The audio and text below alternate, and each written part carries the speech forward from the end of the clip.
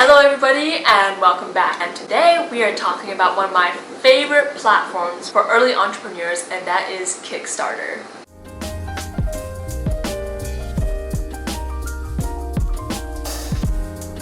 If you're watching this video, you probably already know what Kickstarter is, but a quick Kickstarter 101 is basically it's an online platform for early entrepreneurs to post their product, their art, their music, anything that they're creating to get an initial funding. So people will go on, they'll pledge an initial amount and essentially kind of pre-order your offering. You set a funding goal, and if that funding goal is reached, you get that money. Kickstarter does take a little bit of it, but if your funding goal is not reached, then no one's charged and you don't earn any money. So a lot of early entrepreneurs will go to this to get the little funding they need to kind of jumpstart their business.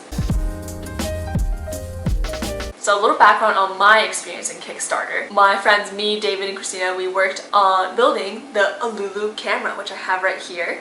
This is one of the three that we built. But yeah, we built this from scratch. David really focused on the mechanical and electrical design. I really focused on the software and mechanical design, and Christina was on the industrial design and graphic design. I just did design like a bajillion times. This isn't the best lighting for it, but we made 3 different colored cameras, and this is the one I got to keep. In short, it's an instant printing camera that prints photos on receipt paper, so it doesn't require any ink, and you can reuse your receipt paper to create photos in a kind of carefree, low pressure environment, also environmentally friendly environment.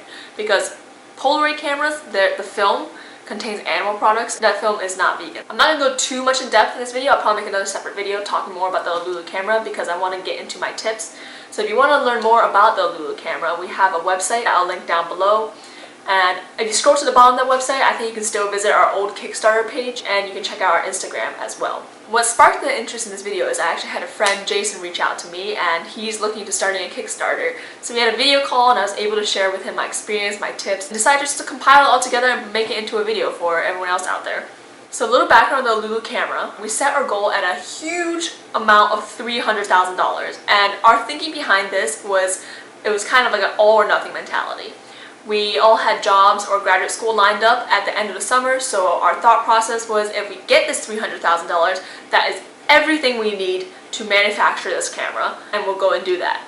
But if we don't, then we head off to our jobs and we can focus on that. We're still working on a Alulu camera in the background, but it's moving a lot slower, and we've kind of divided up tasks more.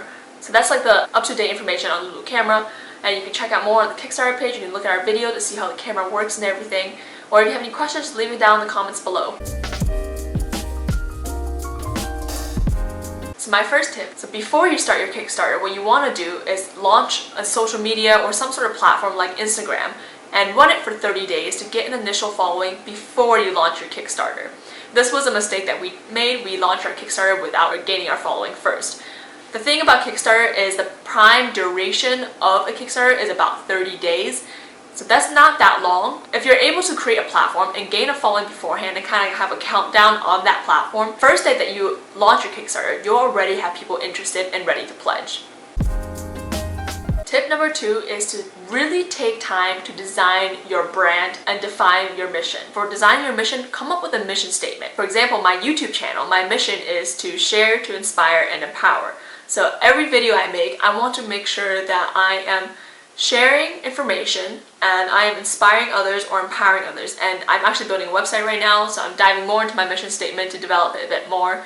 But that will help create the relatability and originality of your brand that will attract your followers. Your mission statement kind of shows what you're all about, and that is the relatability, and so people who relate to that will jump on board.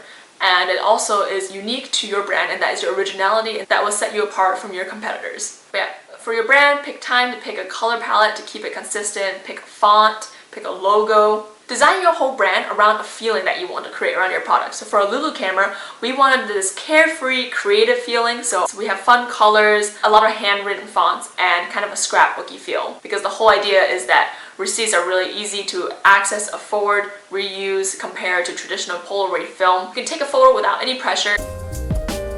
Tip number 3 is to set a website as a landing page. So despite whatever social media platform you choose to go with, I think a website is very important to unify all those other platforms. The reason for a website really is, even though it's not the most visited platform, it kind of officializes everything. Because when you make a Kickstarter, the biggest thing you need to gain from your followers is trust. Tip number 4 kind of touches on tip number 1, where I talked about launching your social media and running it for 30 days before you launch your Kickstarter, is to consider launching an Indiegogo first. So for those of you who don't know what Indiegogo is very similar to Kickstarter, except it's less legit. But what I would actually recommend is running your social media for 30 days, then launching an Indiegogo. Especially if you've never run a Kickstarter before, Indiegogo is a great trial run without using your one-time chance at Kickstarter, because on Kickstarter, if your product fails, you can't launch the Kickstarter for the same product again. Also in Indiegogo, you can gain more of a following. Tip number 5 is to really take time with creating your photos and video. For Alulu camera, I think we did 3 to 4 photo shoots and scrapped all the photo shoots until the most recent one. And these photo shoots all took an entire day. So it was not an easy task. These photos have to be good enough to portray the feeling that you want to portray with your brand, and also portray enough information so that your followers feel like they've seen enough and can trust you with their money they're about to pledge. Tip number 6 is to really consider SEO in the content that you are writing for your Kickstarter. And SEO is search engine optimization, which is a big fancy word for basically saying put words that are easily searchable. Tip number 7 is to have a plan B, C, D, E, and so on, as many as you can make, and communicate that with your pledgers. I've seen a lot of zines and comic books by artists on Kickstarter as well, and they need that funding in order to pay for the first batch of printing. It's important to know that there are a lot of horror stories with your manufacturer that you set up backing out, and then all of a sudden you can't make all the products you promised. So it's really important to set a backup plan. So for example, for our camera, our plan A was to deliver a fully manufactured camera. Our plan B was to hand make the cameras and send them out to our pledgers. Our plan C was to send out a DIY kit. And our plan D was to open source the whole build. Tip number 8 is to consider creating an LLC. This doesn't apply as much if you're in the art or music world of Kickstarter, but if you're making an engineered product, specifically if it has electronic components, you want to have an LLC for your legal protection. But a big reason for LLC is if something goes wrong, someone does decide to sue you, you are legally protected as an individual. So they sue the LLC or the entity and not you as an individual. Tip number 9 is to not set a huge money goal if you really want the funds from Kickstarter. A higher end of Kickstarter that I've seen is $20,000. It also depends on your product, like how much money you need, so really do some math to investigate how low you can get that funding goal. For engineered products like the Alulu camera, a lower funding goal is not possible to get all the money needed for manufacturing. So if that is the case, then don't rely on Kickstarter to give you your funding. Tip number 10, touching on that funding goal, is to get that goal started yourself. So if you set a goal of, let's say you actually need $15,000. And then you set a goal of $20,000, then that initial $5,000 should come from you to get that Kickstarter started, because it's going to be so hard to get your first pledger. $5,000 is a big amount to initially contribute, because you have to consider the fact that Kickstarter is going to take a part of that contribution, so keep that in mind. I actually have a bonus tip, and this bonus tip, number 11, is to create a social media schedule. So you want to keep all your pledgers engaged, and this is something that we did not do super well on. One of the cool things about Kickstarter is all your pledgers will be listed on your platform and you can contact them. So send out updates, I would say about 2 times per week.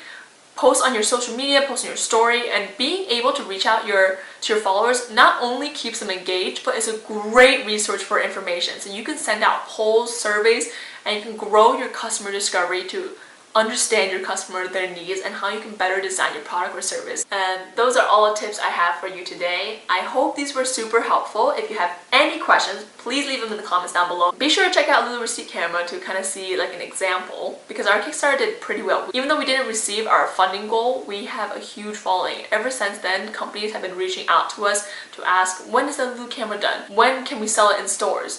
So through Kickstarter, even though we didn't get our funding goal, we got a ton of contacts, which is so important to us, and that is not what we expected going into Kickstarter at all. Please leave a comment below, like the video because that supports the YouTube algorithm so that it promotes more of my videos, and also subscribe. I have a goal to reach 100 subscribers by March, So if you would like to help me on that, I would greatly appreciate it. But overall, it's not all about the numbers. I honestly just have a lot of information I would love to share. This is something that I get excited talking about. Like I started at work this weekly lunch called the Hustle Club Lunch. People with side hustles just meet up and talk about what they're building because it's just what I love to talk about. Thanks for tuning in though. Good luck with your Kickstarter if you're starting one, and feel free to reach out to me. Follow me on Instagram. You can DM me there. That's probably the platform that I'm the most active on.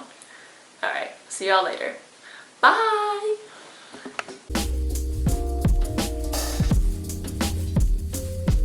Well, let's set a little timeline to this. Back in May of 2019, I graduated college, and throughout college, my friend David and I, he's kind of like my partner in crime, throughout college we always designed products, pitched them at entrepreneurial competitions, we're looking into patents, business plans, all sorts of things. The thing is, we never were able to dedicate our full time into any of these products because we were taking classes at the same time. And towards the end of college, my friend Christina had also kind of joined our ventures as the industrial and graphic designer. And in May, we graduated from college. We had 3 months before we would go our separate ways to either full-time corporate jobs or graduate school. So we took this as an opportunity to finally put our all into a product we would build together. So we had 3 months together and we treated it like a full-time job. We met Monday through Friday, 8 or 9 to 5 or 6 p.m. And honestly, it was one of the best summers I've ever had. It was so fun, and if I could get a salary from doing that for the rest of my life, I would 100% take that job. Because it's just exciting. We were bouncing ideas off each other, being creative. There was definitely some hardships when we had design roadblocks and disagreements, but that's all a part of the fun. For those of you who don't know me, I really like starting businesses. I think starting a business is kind of like another medium of art in a weird way. Like for me, starting a business is kind of my creative outlet because I get to create something for the world. The disconnect between me and painting is when I paint something, there isn't a purpose at the end of it, which if you're really good at painting, you can paint it for someone else, but for someone who's not that good at painting, no one wants that painting. So for a business, you kind of get to create an impact, and that's what really connects with me. And in the process of creating a business, there's a lot of different areas of art you get to experience, like photography, graphic design, branding. You get to write promotional content, your business plan. There's also a little bit of the technical side, which is doing some math and the financial forecasts, investigating patents, and putting together a website sometimes. So yeah, I don't know, building a business just blends together all of my passions. Anyways, now a little secret. We have some receipt paper that is kind of sticky in the back, kind of like a sticky note. So I've been using it in my bullet journal, which I'll show you some. These aren't the best quality photos because I was kind of just messing around, but it's my bullet journal here. So I've taken some photos and you just slap them in, kind of like a post-it note, which is really fun. Young age, trying to make it big. Now that I'm up, they all on my dick. No contract, just never thrown a brick. Just trying to keep it cool.